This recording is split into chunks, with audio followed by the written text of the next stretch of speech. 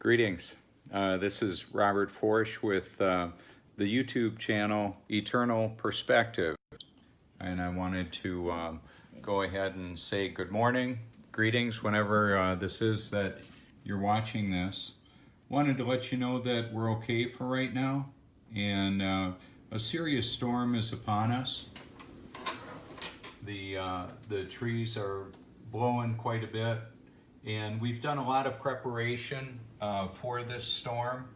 The open ocean is about 7 miles in that direction right there, and we've got quite a bit of wind and rain coming down right now. And what I wanted to do is let you know that the power here has gone away. I have no house current. I've got different batteries and that I've saved up, and I wanted to go over a couple of things here. One of them is that I've actually opened up the commenting on my post to public, just to give people an opportunity that have been following me that would like to comment on my videos. Well, you'll be able to now. and that may get kind of interesting, don't you think, little Kiwi? So, you know, it's kind of interesting with all of this. Some of the social dynamics as it is, that people in the groups that are really hateful and vulgar, I don't know if they're going to come over on my public posts on my profile and start posting there. It doesn't mean that I'm not okay if I'm not following up on it. And here's one of the things. I've got millions of links out there. Literally, I'm not exaggerating. When I have thousands of photos and I've got thousands of occurrences of the links, people could troll on me and put things there that I'm unaware of. And I mention that simply because on a given day I may have, now with what's been going on with my YouTube activity, approaching 1,000 subscribers and picking up hundreds more followers recently. What's happening is I can't keep up with all of the notifications. It doesn't mean that I don't care. I appreciate the public and private support, and y'all can call me if you want. If I don't get back to you, it might mean that I don't have the power, or I'm busy taking care of some of the issues at hand here. Like this morning, just for example, I was on the phone with Joni in the kitchen here, and I said, wow, something out in the garage there didn't sound right. And when I walked out there, even though it's it's a double wide garage door, and it's steel reinforced, supposed to be able to handle 160 mile an hour wind, it was bowing in. So what I was able to do is wedge steel up against the pool table and door to add a little bit more reinforcement. So in an instance like that, if a 20-foot wide opening, 7 feet tall, were to be compromised in this structure, the vacuum on the back side and the pressure on the front side, it would blow the windows out. So one of the things that's kind of important will be for me to just be here taking care of things as they are. Practical steps that people in high wind situations should know: as many doors as you can have closed in the structure. It's a little bit more rigid, that type of thing. And do everything you would want to do with electricity while you can, because we may be without power for a couple hours, a couple weeks. I don't know. Could be it. What I did talk about on my broadcasts, and this is a shameless plug for my YouTube channel, Eternal Perspective. I've covered the mark of the beast and artificial intelligence. The AI could give us a power outage and blame it on Kim Jong-un with an EMP. The grid could go down selectively or all over the world. Keep in mind, even the people that don't have lights and electric motors, in many cases rely on a world that has them. And the ships to carry the food and all. Ooh, it looks like I'm having trouble with my internet connection. See, that's one of the other things. They added additional guy wires on the cell towers nearby. They could go down too. So that's why I just wanted to mention I may have sporadic internet capabilities. It doesn't mean if you don't hear from me for a while that I'm in trouble. It just means that I'm busy taking care of some things that I need to. So thank you once again for all your public and private support. I really appreciate that.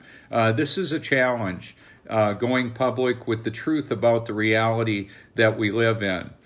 And I am very aware of weather modification. It's been going on for a long time. The particulate that's been introduced into the atmosphere within the firmament is substantial.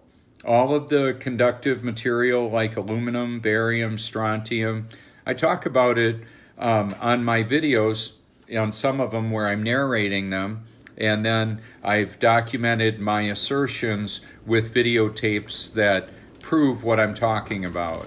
And then we can see, I'm gonna flip this around. I want to show you what it looks like out here right now. Those are some pretty substantial trees, and I'm glad that they're there.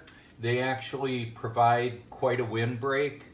What I've done too is parked the car up the garage door to break the wind for that.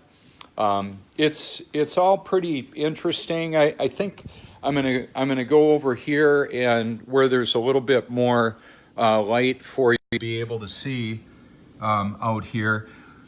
Right where that little statue is there was a tree that was about 2 feet across.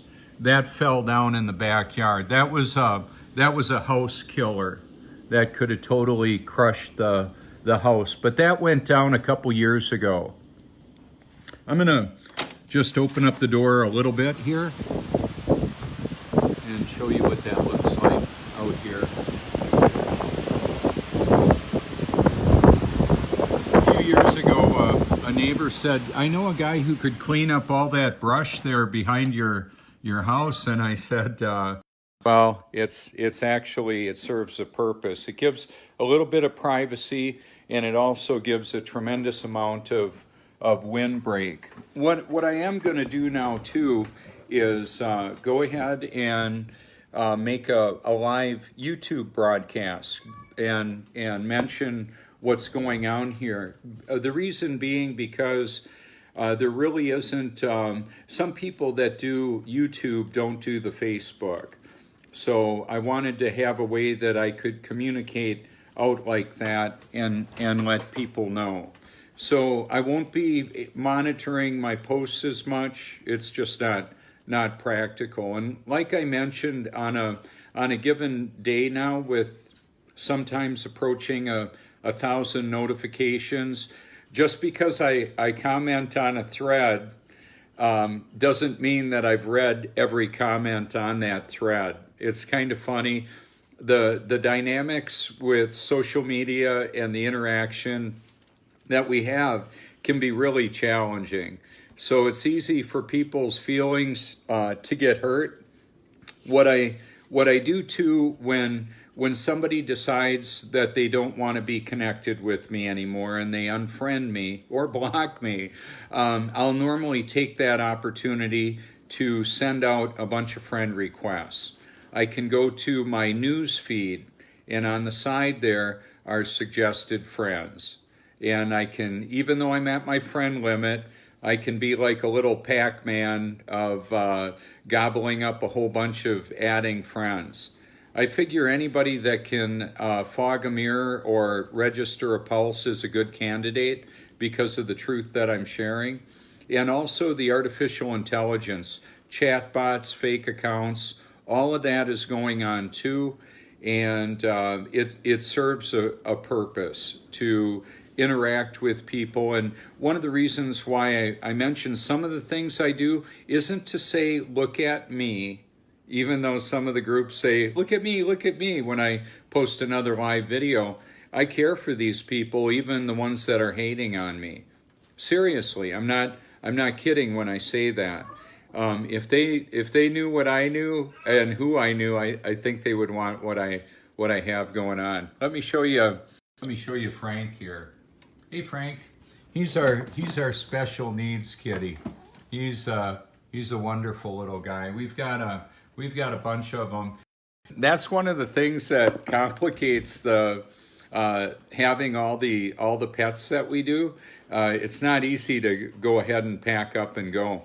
I want to show you another addition to the household here. Let me see if I can grab what I'm looking for here.